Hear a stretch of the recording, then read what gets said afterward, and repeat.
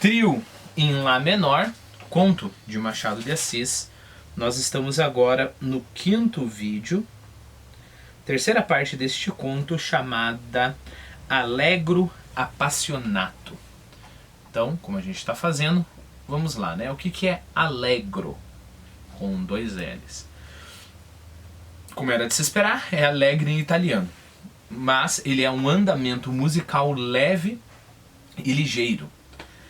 Mais rápido que o allegretto e mais lento que o presto. Costuma ser de maior dificuldade técnica que andante ou adágio por ter caráter mais contínuo e rápido que estes citados, né? Eu não sei quanto a você, mas quando eu leio esse tipo de definição eu me sinto o ignorante dos ignorantes. É muitas vezes o movimento mais lembrado de sinfonia, isso é importante, né?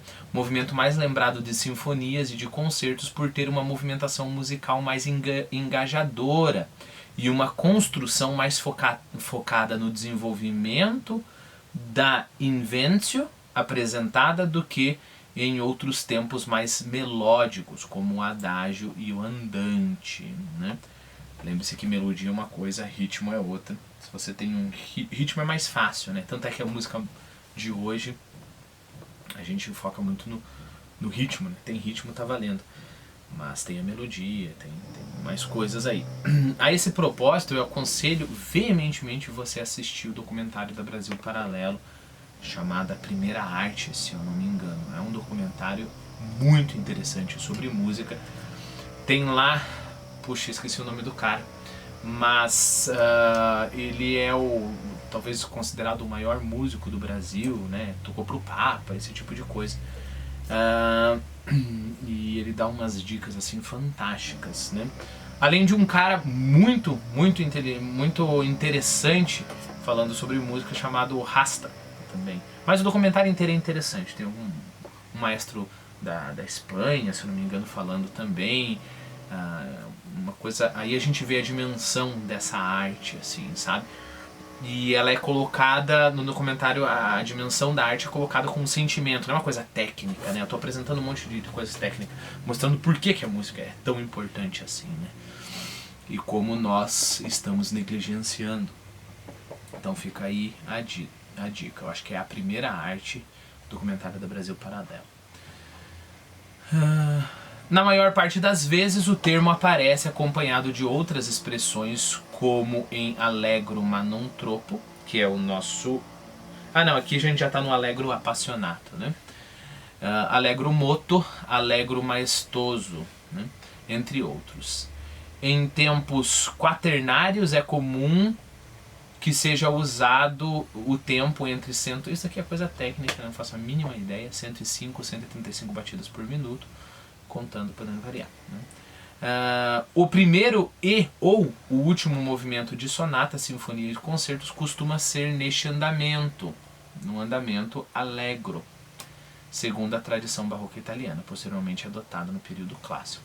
E aí eu coloquei 2 exemplos novamente, ambos do YouTube, para você poder se deleitar. E aí, appassionato, porque a definição que eu li para você é allegro, né? Appassionato é termo de expressividade musical de origem italiana que designa uma interpretação, a forma de tocar a música, feita de maneira apaixonada, como se esperaria, ardorosa, fortemente sentimental. E aí, numa outra entrada ali no Quizlet, eu coloquei allegro appassionato. E aí eu coloquei mais 2 exemplos onde você tem exatamente esse tipo de, não só allegro, não appassionato, mas allegro appassionato, né? Bom, então vamos continuar. Maciel era homem, como ele mesmo dizia em francês, très répandu, né? Très é muito, né? Em francês, e répandu é difundido, né? Ou seja, ele sabia tudo sobre, vamos ver, sobre o que, né? Sacou da algibeira uma porção de novidades miúdas e interessantes. Então é aí que estava o campo dele, é aí que ele estava difundido. Ele sabia novidades miúdas e interessantes. A maior de todas foi a de estar desfeito o casamento de certa viúva. Não me diga isso, exclamou a avó. E ela? Parece que foi ela mesma que o desfez. O certo é que esteve anteontem no baile, dançou e conversou com muita animação.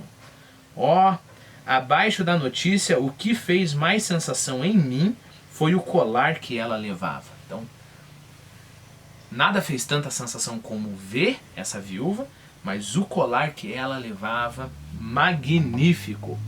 Com uma cruz de brilhantes? Perguntou a velha. Conheço, é muito bonito. Não, não é esse. Maciel conhecia o da cruz, que ela levara à casa dos Mascarenhas. Não era esse. Esse outro ainda há poucos dias estava na loja do Resende. Uma coisa linda. E descreveu o todo, número, disposição e facetado das pedras.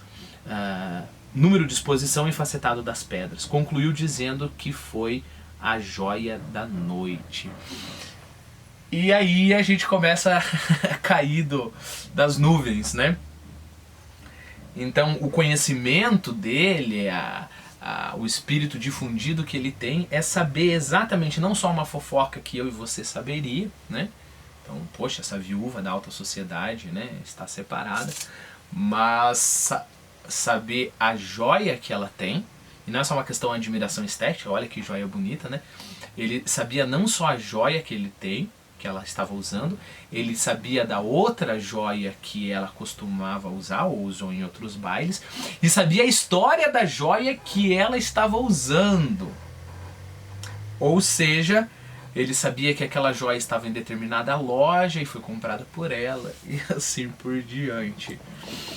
Então é um cara com muitos conhecimentos sociais, né? Fofoca. Para tanto luxo era melhor casar, ponderou maliciosamente a avó. Concordo que a fortuna dela não dá para isso. Ora, espere. Vou amanhã ao Resende por curiosidade saber o preço porque o vendeu. Não foi barato, não podia ser barato. Então, não só ele sabia a loja, amanhã ele vai até a loja para saber quanto que a mulher pagou nessa joia específica. Mas por que é que se desfez o casamento? Não pude saber, mas tenho de jantar sábado com o Venancinho Correia e ele conta-me tudo. Sabe que ainda é parente dela? Bom rapaz. Está inteiramente brigado com o barão. Então uma fofoca, né, começa a outra. Né? Uma fofoca emenda na outra. Eu vou jantar com o Venancinho, e aí sobre o Venancinho está inteiramente brigado com o barão. A avó não sabia da briga. Maciel contou-lhe de princípio a fim com todas as suas causas e agravantes. A última gota no cálice foi um dito à mesa de jogo, uma alusão ao defeito do Venancinho, que era canhoto. Isso também é interessante, né? O cara canhoto, esse é o defeito dele. Contaram-lhe isso, ou seja, contaram que o barão tinha falado mal do Venancinho, e ele rompeu inteiramente as relações com o barão. O bonito é que os parceiros do barão acusaram-se uns aos outros de terem ido contar as palavras deste. Maciel declarou que era regra sua não repetir o que ouvia à mesa do jogo, porque é lugar em que há certa franqueza, né? Nessa hora, não sei quanto a você já está com vontade de dar um tiro na própria cabeça, né? Saber as picuinhas de um barão que rompeu com uma outra pessoa e a menina que comprou um colar não sei aonde. Depois fez a estatística da Rua do Ouvidor, na véspera entre 1 e 4 horas da tarde. Conhecia os nomes das fazendas, tecidos, né?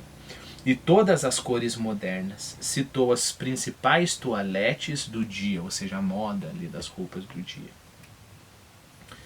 E os vestimentos, né? Daí ele já vai dar 2 exemplos aqui, mas nós temos que seguramente parar e conversar sobre a Rua do Ouvidor, né?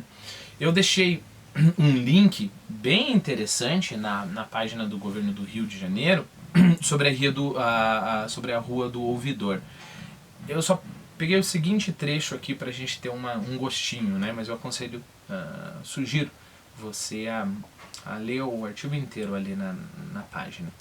Segundo os letrados da década de 1880, a rua que mais traduzia a fisionomia e a alma do Rio de Janeiro era a Rua do Ouvidor, ponto de encontro da sociedade carioca daquela época. Muito imitando a França, né? Esse que é o objetivo, né? Lembre-se que quando aquela grande avenida central foi construída ali no Rio de Janeiro, já no final do século XIX, ou comecinho do século XX, as pessoas se cumprimentavam, algumas pessoas cumprimentavam falando Vive la France, né? Então só para você ver o tipo de influência que tem pelo menos nesse meio social ali do Rio, né?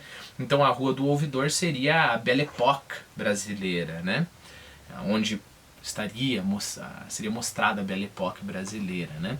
Lembre-se que Belle Époque é essa época aí antes da Primeira Guerra Mundial, final do século XIX, começo do século XX, em que há um otimismo muito grande e há uma ênfase nessa leveza, né? Os vestidos, as festas, né? Esse tipo de coisa.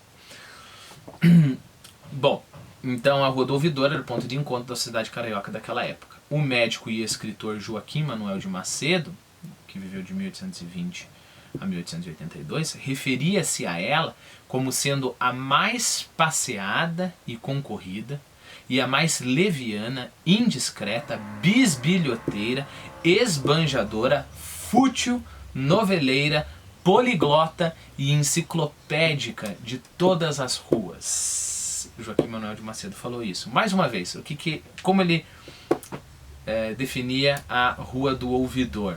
A mais passeada e concorrida, a mais leviana, indiscreta, bisbilhoteira, esbanjadora, fútil, noveleira, poliglota e enciclopédica de todas as ruas, onde se falava e se ocupava de tudo.